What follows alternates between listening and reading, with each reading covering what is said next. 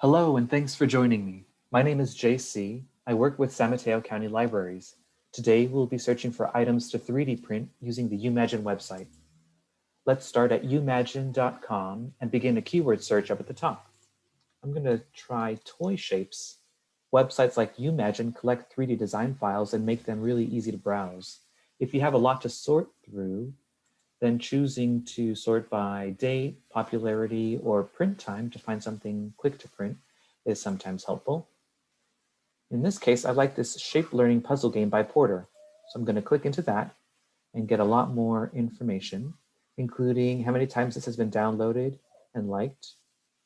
There's images provided by the designer, the licensing that I should follow in case I want to make modifications or use this for a commercial purpose. Finally, we have a description by the designer, and occasionally there are print instructions. I like to use this 3D preview to get a little bit more detail. Here we see the bottom of our file is hollow, and that's going to be probably a faster item to print than if it had a bottom. So that's a pretty good design feature.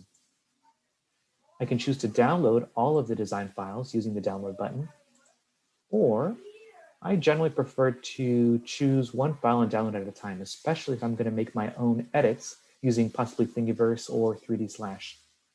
So I'll come down here to Documents and choose to download the items one at a time.